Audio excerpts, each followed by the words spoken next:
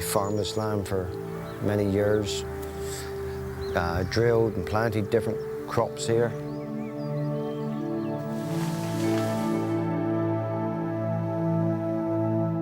Just there, not even under a foot of earth, rolled out like an old Axminster carpet, sneaked in there, and no one noticed till the JCB.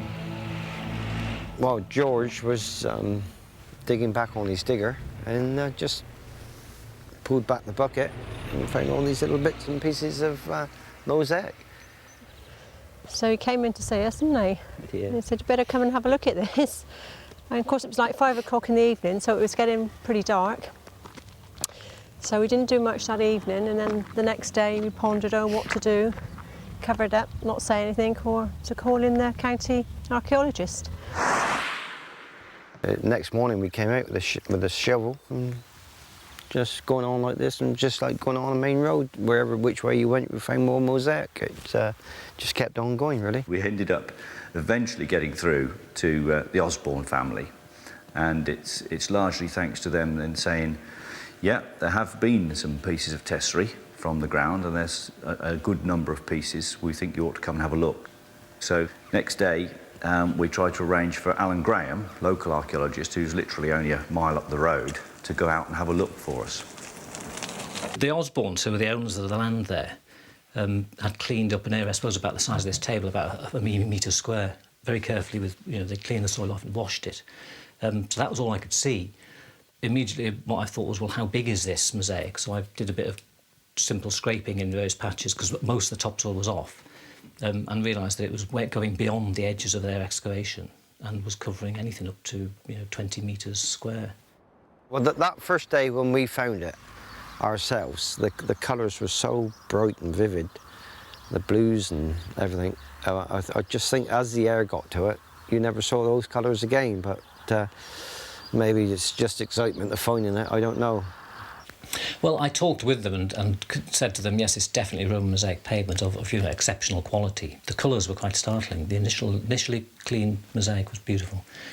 And we walked over the site and realised, I showed them the extent how big it might be. There were also traces of rubble walls showing, so there's a lot more than just the mosaic floor. And I said, well, it's a site that is of great importance, completely unsuspected. Really what I ought to do is to go back to the county archaeologist, Bob Croft, and find out what we need to do about it. About 9:30 he rang up, Bob, you better come and have a look. There is actually, something far more important than we first thought. So we shot down there at 10:30 with my colleague Richard Brunning and another young lad who was on work experience, his first day out, and there we were, within his first 3 hours, we were out there suddenly finding large chunks of mosaic all across the edge of the back garden of the Osborne family. I always wanted to find something, and I suppose this is a jackpot, really, isn't it, finding this? Yeah, I was really excited when we found it. I phoned up English Heritage, David Miles, the chief archaeologist in London, and said, look, David, are you sitting down? We need a little bit of money, please, and how are you fixed? English Heritage is in the business of protecting the historic environment, but also investigating it so that we know more about it, and also trying to make sure people can enjoy it as well, either by visiting it or reading about it. And we do have some funding for emergencies, because quite often archaeology just turns up. We then appointed archaeological contractors in the form of Terrain Archaeology, Pete Bellamy and Alan Graham and their team. They came in, and basically they were on site then for the next 3 weeks till we'd finished doing all the work. I called in to see John on the Sunday morning. Yes, that's right. You always come in Sunday mornings for a cup of coffee. And I said, oh, there's a mosaic down the road. And John said, oh, is it? So we went down and had a look, and we were so surprised. Yeah. We actually walked all over it. We'd kept the story fairly quiet. The word did get out that the mosaic had been discovered. A number of local people were coming up. I think everybody was absolutely incredulous. I think there was nothing that had lifted the village that had ever happened before. And I think that, you know, there was this lovely, lovely buzz of enthusiasm. Have you heard? Have you heard about the? Have you heard? And they found a dolphin now. And then I just got caught up in the excitement of it because I'd never really seen. Well, I don't suppose many people do see archaeology actually being discovered, and I just loved standing there and watching the archaeologists finding things. It was like an old Axminster carpet, you know, in a way, with the designs on the outside. I talked to this girl and I said, you know, do you find these, you know, often? Which is a bit of a stupid thing to say, but when you know nothing about it, I mean, you imagine that people are always digging up Roman things. And she said, no, why do you think I'm here on a Sunday working voluntarily? This is a once-in-a-lifetime experience.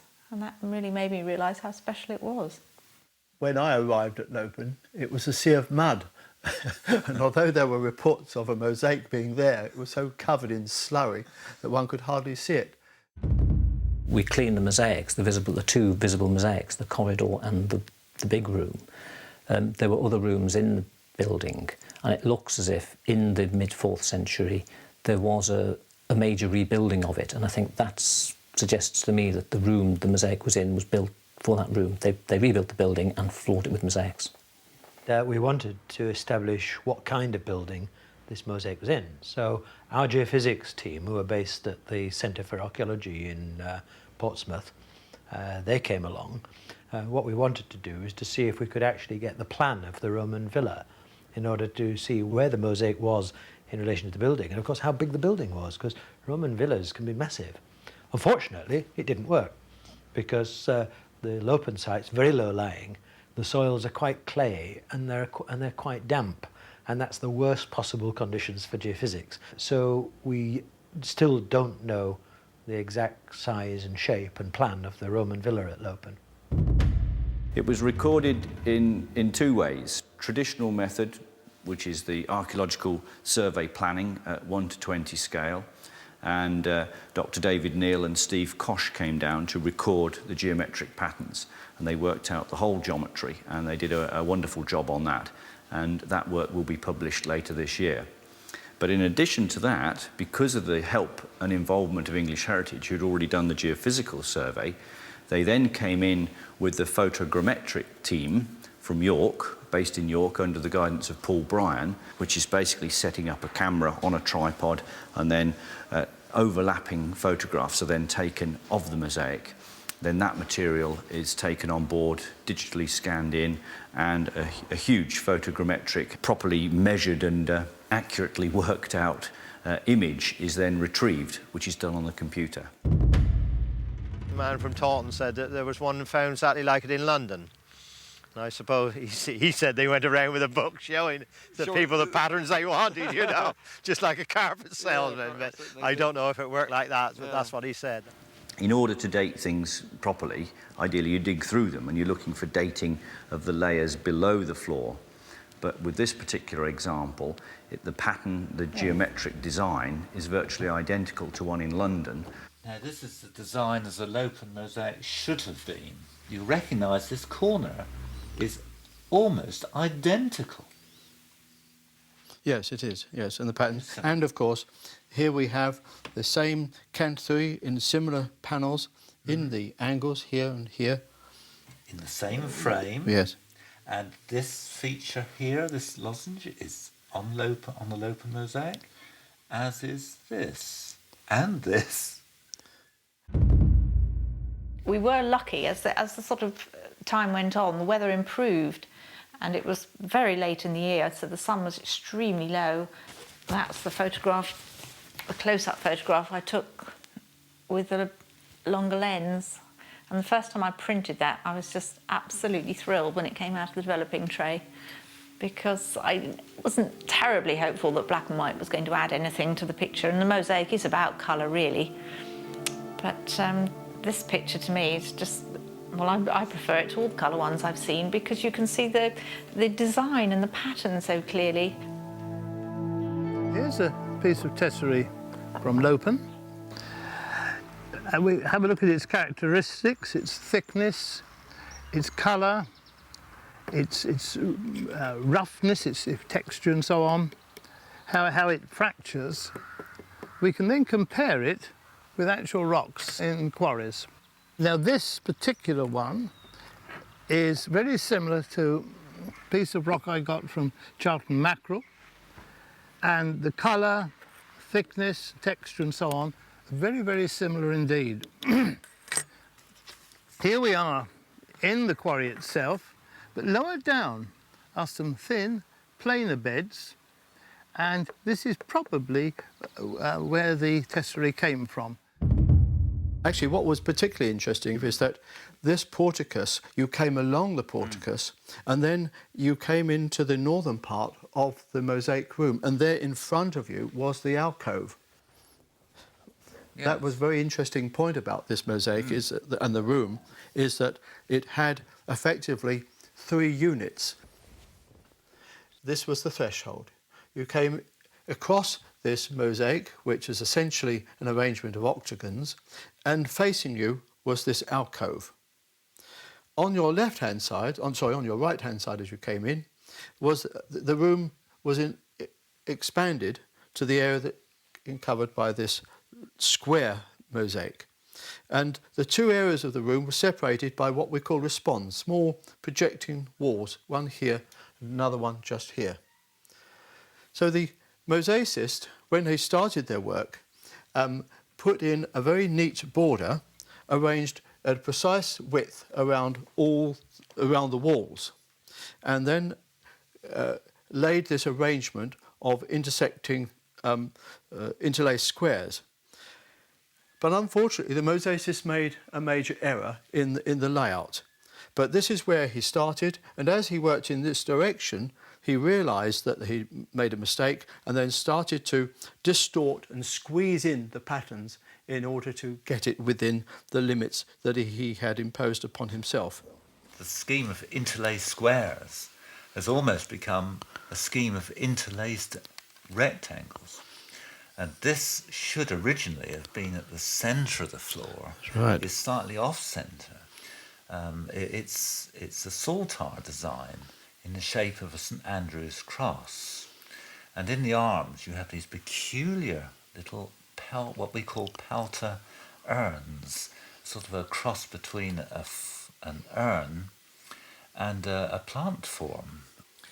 Now the most interesting features of this floor are the representational art, if you were. Because this room may have been a dining room, it is no surprise that we have wine cups featured. Now these are imitation golden vessels with jewelled bands across them. There are 2 on this floor. Also at the southern end, unusually only one example, in one of the half interlaced squares is a fine rendition of a dolphin. This was the feature that was in all the newspapers. But what they missed was a tiny little fish blowing bubbles. And we didn't find this until we were actually cleaning it at the same time as I was drawing. Yes. In fact, I drew it before I realised what I was drawing. You see, this is the only part of the room that survives. I should imagine, David, that this had fine painted walls. Oh, absolutely. And of course, ceilings, painted ceilings. And furniture. Absolutely. In the alcove, for example. The mosaics are dated probably AD 360 because a coin of 355 was found underneath a mosaic of virtually identical type at a site 15 miles away or so at Halstock. The core of it is clearly a high-status building. You don't have that sort of investment in a small farmhouse. It may well be the wealthy country residence of someone who's involved in other activities in the Roman province, such as commerce or business or administration even. But they were British people who'd been successful in the Roman Empire. They were living in grand houses which were probably not matched until the 20th century in terms of the comforts of the bathhouses, the underfloor heating systems, the luxury of the decorations, the use of window glass. Even in the 19th century, the grand houses of the 19th century were probably not as comfortable as a 4th century Roman villa of the very best sort, and that's what this is.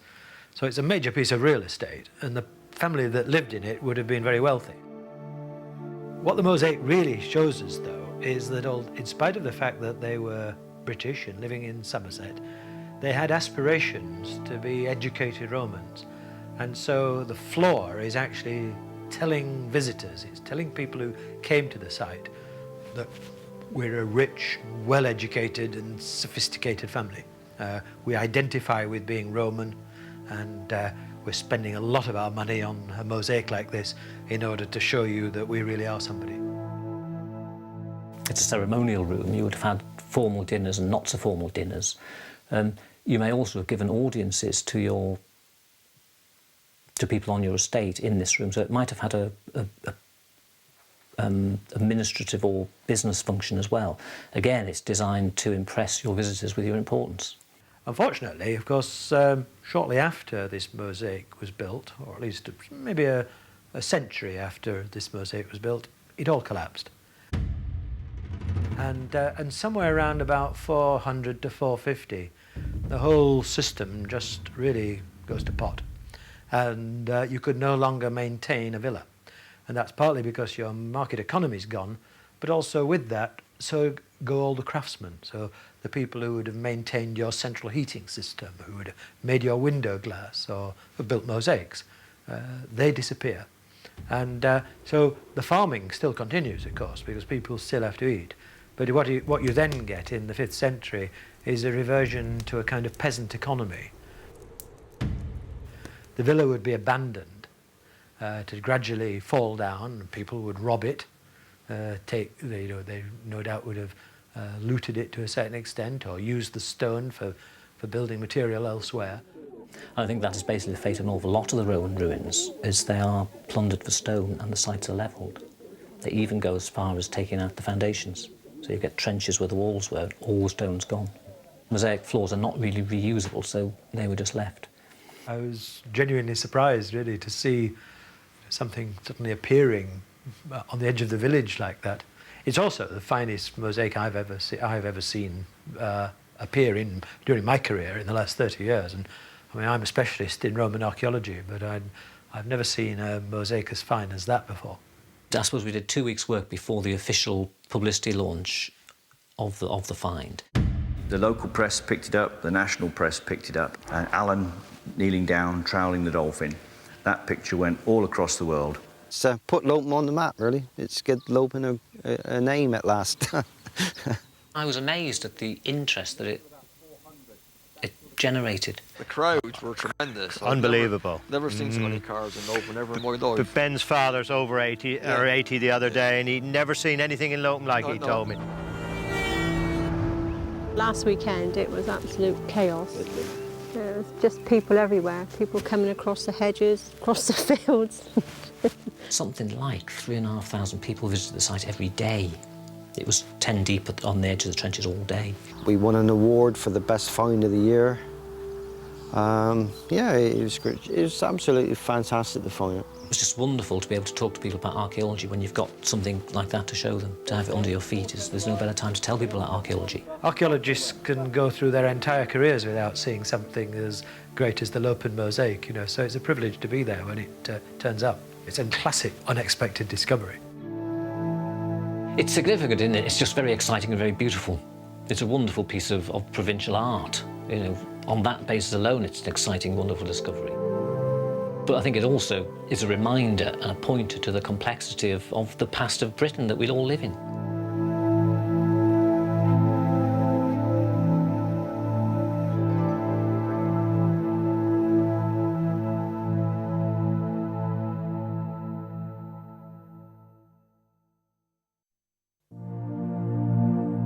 The dolphin seems to be swimming, snub-nosed and lively in a sea of geometry, past patina seeking the light of day, waves of tessera that echo on the foreshore, green grass and trowels digging, precise the scraping away.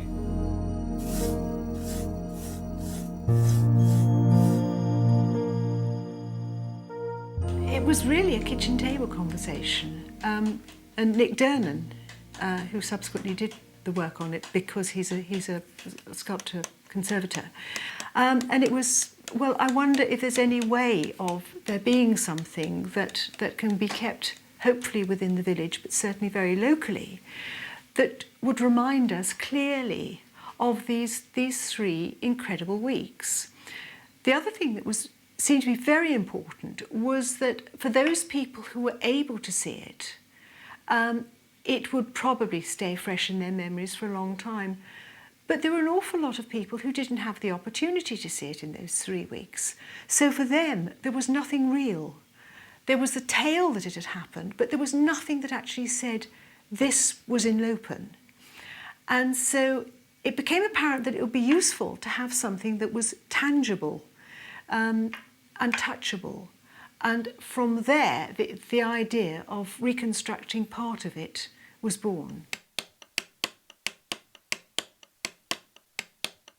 Well, one thing that really excited me about the whole project was that I realised that there were literally thousands of little tesserae pieces, mosaic pieces, just in the ground, which were being collected by the bucket load, by the tray load, by the archaeologists. And I just found, you know, many pieces myself just looking in the spoil heaps. So I thought, as it's all going to be covered over, wouldn't it be good for the village, an exciting project for everyone, if we could use all those loose pieces to reconstruct one of the panels from the mosaic. We wanted to work on something that would give a sense of completeness of part of it. And when you looked at the images that we had of it, the only ones that were complete were very limited, and the Cantharis was one. What also seemed to be important was to involve as many people as wanted to be involved in the process.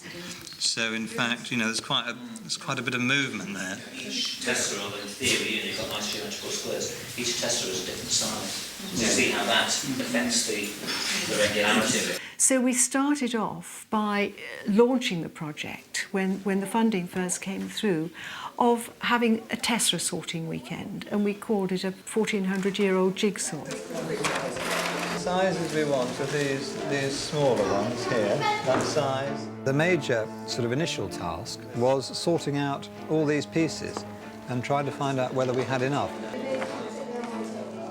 So we had to carefully clean and carefully sort out all the pieces and just see whether, you know, we had the right colours and the right number of pieces for this design. Pick one up and have a jolly good look, see if you can work out which is the right size.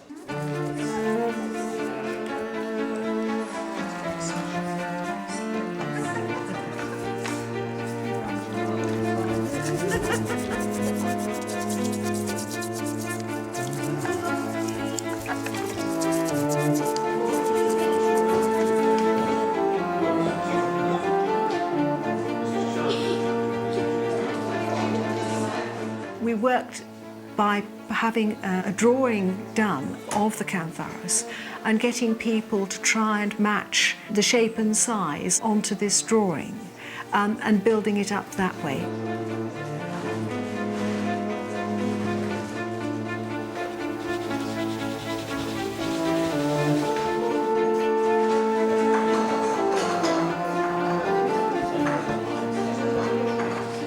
It was a fascinating weekend, and the conversation and having people really touching the tessera for the first time since the mosaicist had originally laid them, with the exception of the archaeologist who would have fished out the pieces and put them in a box. So this wonderful direct contact with something that was 2,000 years old. And that lovely magic, and you'd say, in particular to children, you'd say, well, who would have last touched the underside of that piece? Oh, the Romans! And it was, I mean, it really was wonderful. The next stage is putting it on a stone backing piece so that it can be permanently displayed. So that'll be its permanent home once everything is fixed there in lime mortar. At the moment, you can see all these pieces are just loose, There's nothing holding them together. We've just placed them where we think they should go. This is a piece of the original mortar, and you can see this coarse Roman mortar with lots of crushed brick and crushed lyre stone made of lime. And the pieces themselves would have been fixed onto that with another layer of lime mortar. So we've had this analysed, and we know that it's got sand and lias and brick and lime in it. So I'm using exactly the same materials as the Romans would have done to make the mortars for fixing these pieces into place. You can see all these little marks I've been making in the stone, which is like a key to hold the lime plaster. So I'll put a layer of lime plaster over here, and then I will need to mark out the outline of the design. You can see on the drawing, you can see the grid, the geometry, the spacing of the design.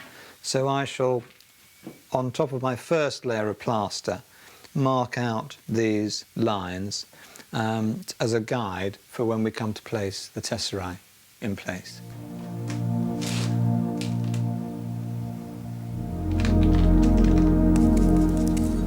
As it was worked, we realised how incredibly skilled the mosaicists were. They were obviously craftspeople, and that's what they did. But even given that, how elaborate and how expensive it must have been. These are some of the larger pieces of Roman tesserae that were found on site. And these are the sort of pieces that I've been cutting down to size to make these much smaller pieces, which form part of this design.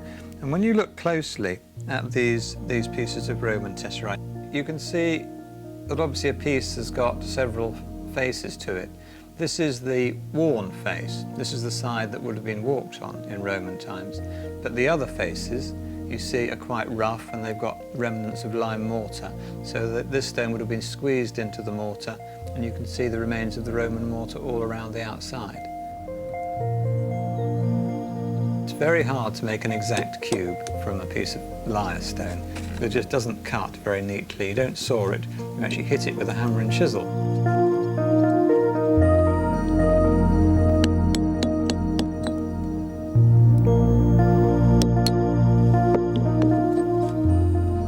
See, it's roughly a cube, but you know that you couldn't call it a real cube. You've got different angles on the sides and different shaped edges, so they're all like this. The closer you look at them, the more you realise that there isn't actually a perfect cube there. They're all just approximations to that. Making enough tesserae for this isn't too big a problem, and I think in here we haven't counted them precisely, but we think there's between 2,500 and 3,000 pieces in this design. Well, that might just be a groove in... Right. I don't know. I'm just wondering whether... Well, I could make it more swirl-like. My tendency was to make it really swirl-like. Yes. But they've got a really big blob in the middle of there, so I thought... You need all the right pieces to fit round. Yeah, you do. I think there's something. I'm sure it could. Yeah. It's just like, okay. You see, I reckon it comes round, and then you've got that bit there. That's the final central bit, and when you come round here, you've got that bit in the middle. So I kind of think it needs one piece that looks a bit round, that sits in the middle.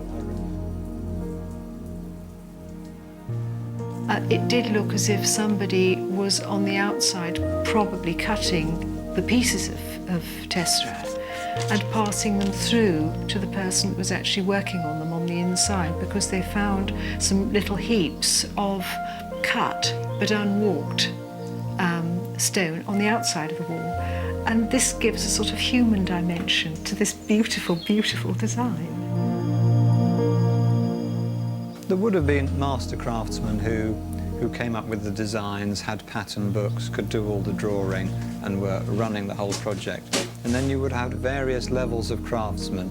Perhaps you had some craftsmen who did the simpler borders, and then more highly skilled craftsmen who did the more freehand designs of vases and heads and foliage and that sort of thing. So I would think there would have been a hierarchy. There would have been someone mixing the lime mortar, someone creating the tesserae, someone else drawing all the lines on the floor itself, and other people placing them, other people grouting them in and polishing the surface. So I think there would have been several skills involved.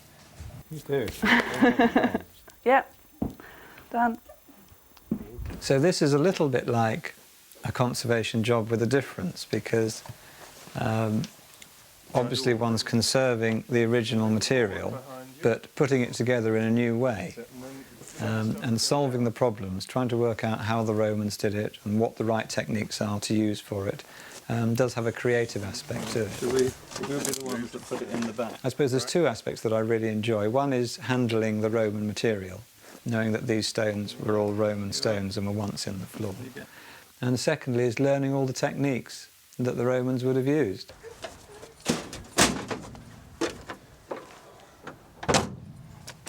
Good.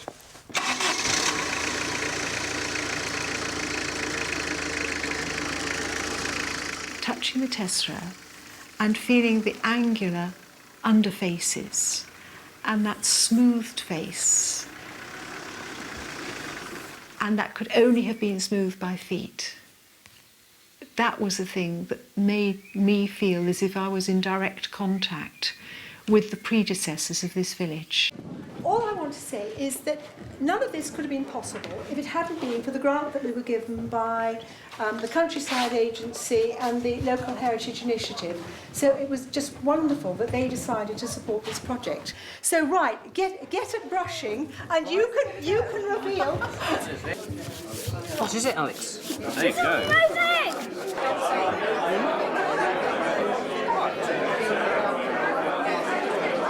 That's right, like that. Look at me.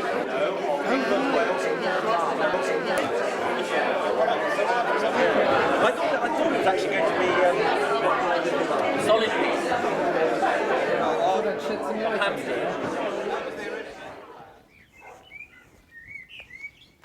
In trying to think of the right place within the church, not at the beginning of the project being absolutely clear as to how it was going to work out, that it had been thought that it would go on the wall as a picture.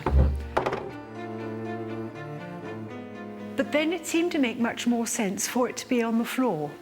And with consultation with the church and with church architects, the final place is where it should be, which is under people's feet. And so its final resting place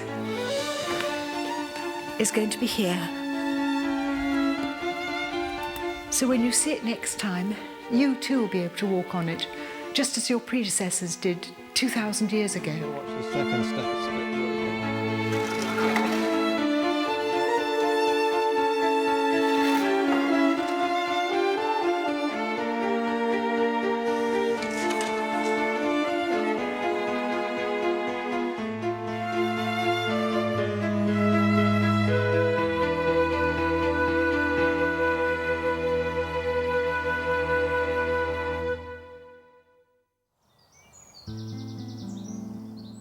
The mosaic has now been tucked up for the winter under a foot of soil, rich colours returned to the earth, geometry rippling, the show over, the curtain closed, a memory of something wonderful lurking down by the brook.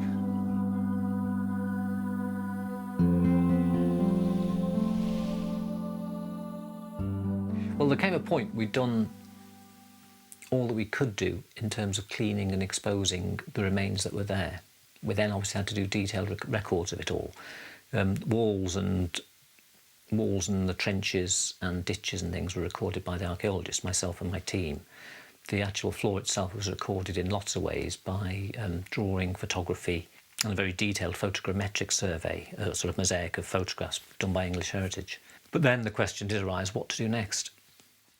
I think that everybody's initial reaction to the site and to the mosaic was, it's got to be kept open, it's got to be available for public display, this must be done. And it took quite a lot, and saying to people, well, just a moment, where the roads are as they are, where would people park? And how would you keep it protected? And how would you keep the frost out? It's safely buried. It isn't lost. We know exactly where it is. I've got wonderful photographs. You can go and have a look at the photographs, but it is not lost. It's there. And in the light, the fact that we don't have several tens of thousands, if not hundreds of thousands of pounds to lift it and then find a room large enough to put it on display, the best place for it, for the short term, medium term at the moment, is to leave it where it is. The mosaic travels from the edge of the gravel, probably to here, that square, and there is a little corridor leading off there, and another little room here which the mosaic disappeared over the years, and two little lead-off rooms there. I mean, they say it's within the top 10 largest mosaics in the country, don't they? I felt it was a shame it had to be covered up again, but you know, I don't know, you know, what could be done. You know, it'd be lovely to be able to show it, wouldn't it? But, for future reference. Yes, like I say. Sure, it would have been a big attraction for Oh, goodness me, if they advertised the property. Yeah. And makes you wonder how much more is there. Well, that's you know, They really dig I mean, up. the corridors were running away right towards the river and that, you know. They could have dug a lot more. Yes, if they could have dug a lot more, you know. We know that you just can't uncover mosaics and leave them uncovered because they can be so susceptible to damage, and covering mosaics with soil is one of the best ways of preserving them. I mean, as you know, it's so obvious really. They've been under the ground, 12 inches, 2 feet below the surface, perfectly preserved for 1,500 years or more. No, I mean, it's not harm, it's just sitting there, isn't it? It's bedded down, it's been there for 1,700 years, so it's not going anywhere, is it? Well, unless they want to, English Heritage want to lift it, perhaps, and put it in a museum, but that's up to them. Ball's in their court there. Victorian archaeologists would have probably done that. They'd have probably lifted it up and taken it to a museum somewhere. In fact, you can go to the British Museum and see some very spectacular mosaics there. Our approach is different now. Our approach is much more to try to preserve things where they were made. And the major reason for not taking it out now is that also we don't know very much about the villa itself. For example, the big mosaic in the dining room is attached to the corridor mosaic outside, but we don't know what that's attached to. The geophysical survey didn't show the plan of the villa. You imagine trying to lift a mosaic of that size and relay it. First, you've got to have somewhere to relay it. You have to have that technology to lift it. And